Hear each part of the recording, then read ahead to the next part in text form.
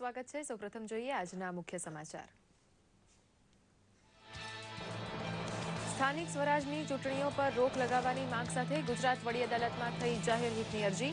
ઉમેદવારોના સોગંદનામા ઈસીની વેબસાઇટ પર ન હોવાની તથા મતદાર સ્લીપ નહીં અપાઈ હોવાની દલીલ। આવતીકાલે સુનાવણી। ચૂંટણી પ્રચાર માટે મુખ્યમંત્રી આજે જામનગરમાં। ખીમરાણામાં વિકાસના નામે માંગ્યો મત।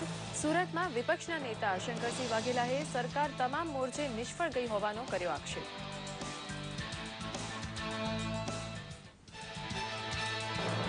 કેન્દ્રીય કેબિનેટે પૂર્વ કિનારા વિસ્તારોની 4 રેલવે યોજનાઓને આપી મંજૂરી।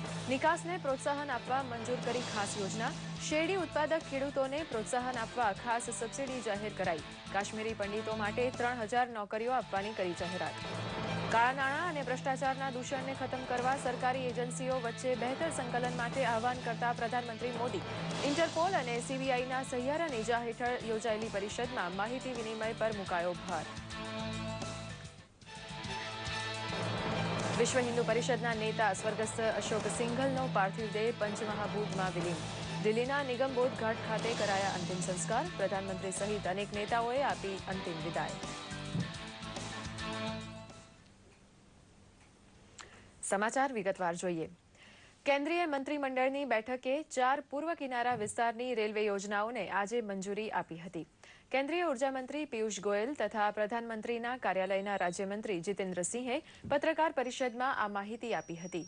આ ઉપરાંત નેશનલ હાઈવેના 34 જેટલા વિલંબમાં પડેલા પ્રોજેક્ટ્સને આગળ ધપાવવા નેશનલ હાઈવે ડેવલપમેન્ટ ઓથોરિટીને કેટલાક નિર્ણયો લેવાની સત્તા આપવામાં આવી છે। લઘુ ઉદ્યોગોના ઉત્પાદનોની નિકાસને પ્રોત્સાહન આપવા પણ ચોક્કસ પ્રકારની રાહતની મંજૂરી આપવામાં આવી છે। જમ્મુ કાશ્મીરના વિસ્થાપિત કાશ્મીરી પંડિતો માટે 3000 નોકરીઓની જોગવાઈ કરવાનો નિર્ણય લેવામાં આવ્યો હતો। આતંકવાદ તથા અન્ય ગંભીર ગુનાખોરી ડામવા પોલીસ મથકો તથા તપાસ એજન્સીઓ વચ્ચેના યોગ્ય સંકલન તથા નવા 15000 પોલીસ મથકો ખોલવાની 2000 કરોડની યોજના પણ મંજૂર કરાઈ છે।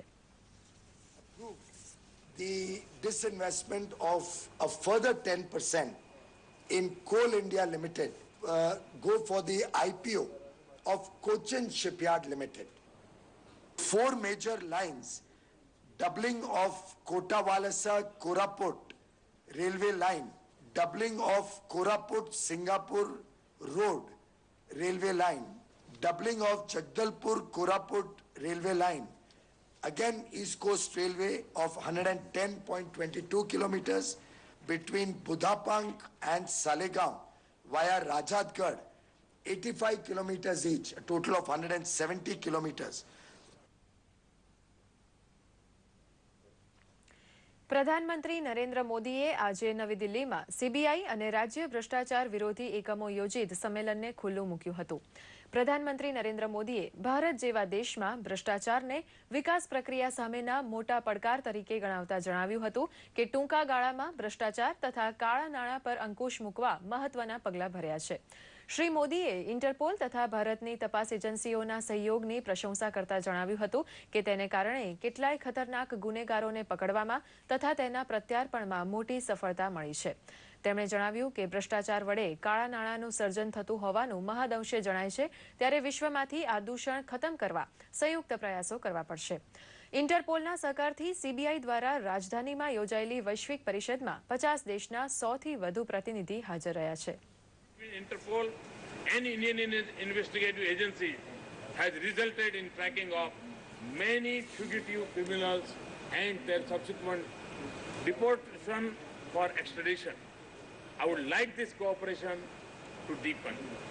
CBI has been effectively assisting the Indian law enforcement agencies and their foreign counterparts in recovering the barriers that complicate the exchange of investigative information.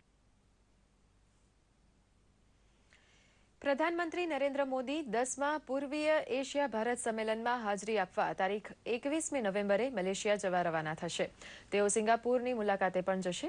વિદેશ વિભાગના પ્રવક્તા અનિલ વાધવાએ પત્રકારોને જણાવ્યું હતું કે આસિયાન અને ભારત વૈશ્વિક સુરક્ષા સામેના ખતરાઓનો સામનો કરવા એક થઈને આગળ વધી રહ્યા છે। આતંકવાદ, સાયબર ક્રાઇમના નશીલા પદાર્થોની વધતી હેરાફેરી જેવી સમસ્યાઓ અંગે પણ સંમેલનમાં મહત્વની ચર્ચા થશે. તેઓએ વધુમાં જણાવ્યું હતું કે ભારત અને આસિયાન દેશો વચ્ચેની ક્ષેત્રીય વ્યાપક આર્થિક ભાગીદારી પ્રક્રિયા છેલ્લા 3 વર્ષથી ચાલુ છે અને 2016 સુધીમાં તે પૂર્ણ થવાની આશા છે. Work closely in addressing terrorism, human and drug trafficking, cybercrime and piracy along the Malacca Straits. And India has also extended support to ASEAN in the field of natural disaster management. વિશ્વ હિન્દુ પરિષદના સૌથી વરિષ્ઠ મોભી એવા અશોક સિંઘલનો પાર્થિવ દેહ પંચમહાભૂતમાં વિલીન થઈ ગયો છે. આજે સાંજે દિલ્હીના નિગમબોધ ઘાટ ખાતે સદગતના નશ્વર દેહને અંતિમ સંસ્કાર આપવામાં આવ્યા હતા. આ અગાઉ સદગતને પુષ્પાંજલિ અર્પણ કરવા માટે ભારે મેદની દિલ્હીના પરિષદ કાર્યાલય પર એકઠી થઈ હતી. પ્રધાનમંત્રી નરેન્દ્ર મોદી, સંરક્ષણ મંત્રી મનોહર પારીકર, ગૃહમંત્રી રાજનાથસિંહ, ભાજપ પ્રમુખ અમિત શાહ તથા માહિતી પ્રસારણ રાજ્યમંત્રી રાજ્યવર્ધનસિંહ રાઠોડ તથા અન્ય મહાનુભાવોએ સદગતને પુષ્પાંજલિ અર્પણ કરી હતી.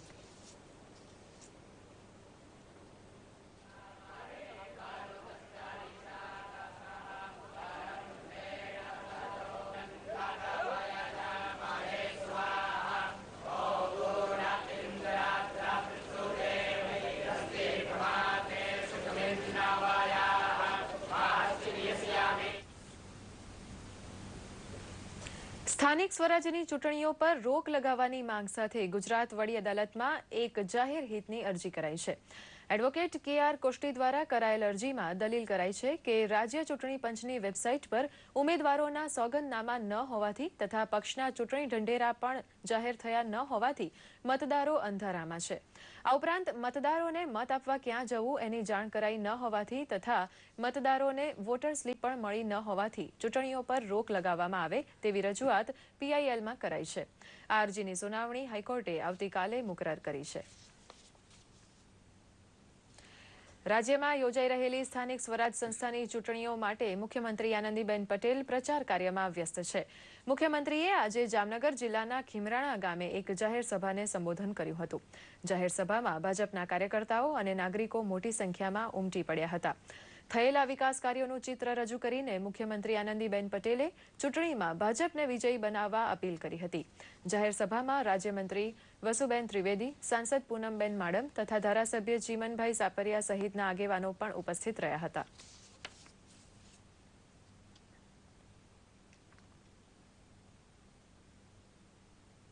સમગ્ર ગુજરાતની અંદર 22મી તારીખ અને 29મી તારીખે ચૂંટણીનું આયોજન થયું હોય અને એટલે સ્વાભાવિક છે દરેક પાર્ટી પોતપોતાની રીતે ચૂંટણીનો પ્રચાર કરતી હોય.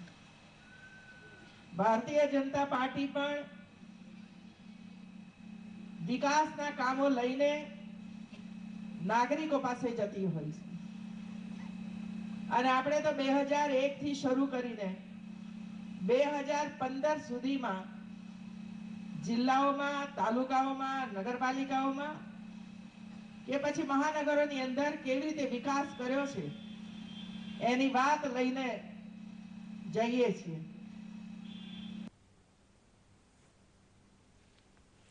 સુરત મહાનગરપાલિકાની ચૂંટણીમાં મતદાનને હવે જૂજ દિવસો બાકી છે ત્યારે બીજેપી અને કોંગ્રેસ દ્વારા ઝંઝાવાતી પ્રચાર શરૂ કરી દેવામાં આવ્યો છે. સુરતના વેડ રોડ વિસ્તારમાં વિધાનસભાના વિરોધ પક્ષના નેતા શંકરસિંહ વાઘેલાએ જાહેર સભા સંબોધી હતી. સભા સંબોધતા શંકરસિંહ વાઘેલાએ જણાવ્યું હતું કે સરકાર પોલીસનો દુરુપયોગ કરી પ્રજાને રંજાડી રહી છે. તેમણે ગુજરાતની ભાજપા સરકારના તમામ મોરચે નિષ્ફળ ગઈ હોવાનો આક્ષેપ કર્યો હતો.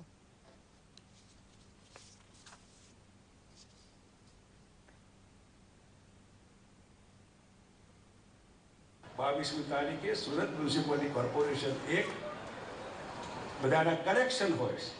ગામડાથી માંડીને આખા ગુજરાતનું મિની ઇલેક્શન છે. સરકારનો ટેસ્ટ થઈ જવાનો છે અને આ નાનું પરિણામ નથી.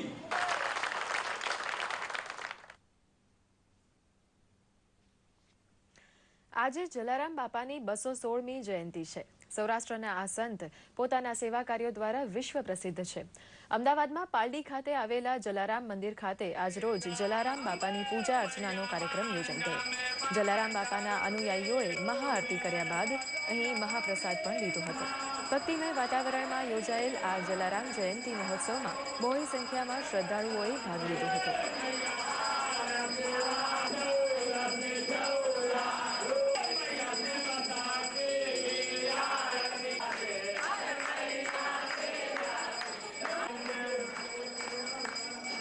અન્નકૂટ થયા પછી પણ સાંજની આરતી બાદ પણ અહીંયા તમામ ભાવિક ભક્તો અને તમામ દર્શનાર્થીઓને માટે ભોજનની અને પ્રસાદની વ્યવસ્થા કરાવેલી છે.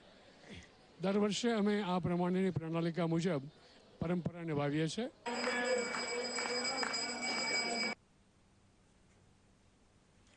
કેન્દ્ર શાસિત પ્રદેશ દીવના વહીવટી તંત્ર દ્વારા 75 દિવસનો દીવ ફેસ્ટિવલ યોજવાની તડામાર તૈયારી ચાલી રહી છે.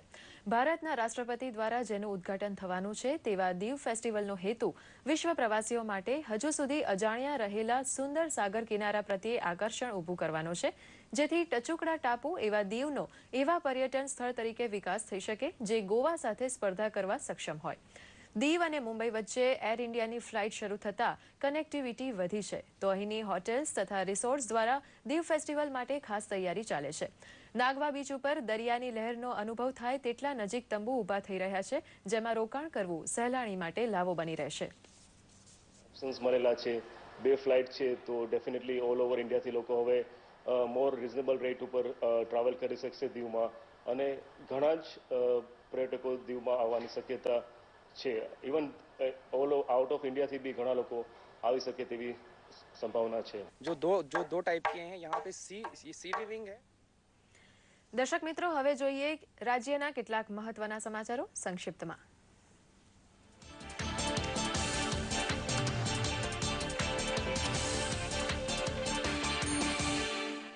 અમદાવાદ મહાનગરપાલિકાની ચૂંટણીને લઈ શરૂ કરાયા તાલીમ કેન્દ્ર. ચૂંટણી પંચે જે તે અધિકારી અને ફરજ પર રહેનારા કર્મચારીઓને ઈવીએમ અને ચૂંટણી સંલગ્ન તાલીમ. ભાવનગર ખાતે યોજાનારી સ્થાનિક સ્વરાજ્યની ચૂંટણીને લઈ ઇલેક્શન ઓબ્ઝર્વરની યોજાઈ બેઠક. ચૂંટણી પંચે જિલ્લાના પદાધિકારીઓ વચ્ચે કરી કામની વહેંચણી.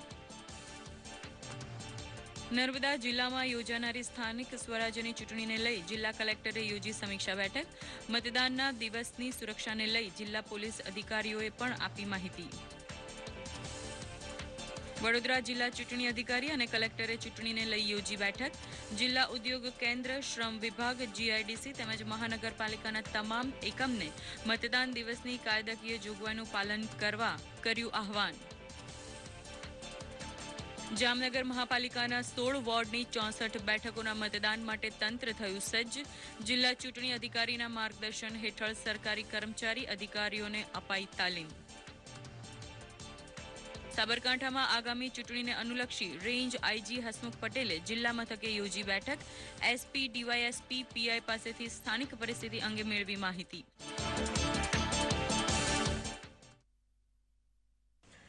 ભારે વરસાદને લીધે બેંગલુરુમાં રમાઈ રહેલી ભારત અને દક્ષિણ આફ્રિકા વચ્ચેની ટેસ્ટ મેચના 3 દિવસ વરસાદને કારણે બરબાદ થતાં આખરે આજે ટેસ્ટ મેચ રદ કરવાનો નિર્ણય લેવામાં આવ્યો હતો.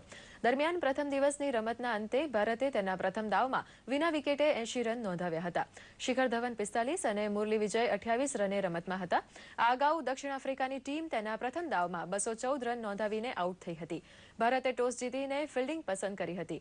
દક્ષિણ આફ્રિકા તરફથી ડી વિલિયર્સે સૌથી વધુ 85 રન નોંધાવ્યા હતા. ભારત તરફથી આર અશ્વિન અને રવિન્દ્ર જાડેજાએ દક્ષિણ આફ્રિકાની 4 વિકેટો ઝડપી હતી.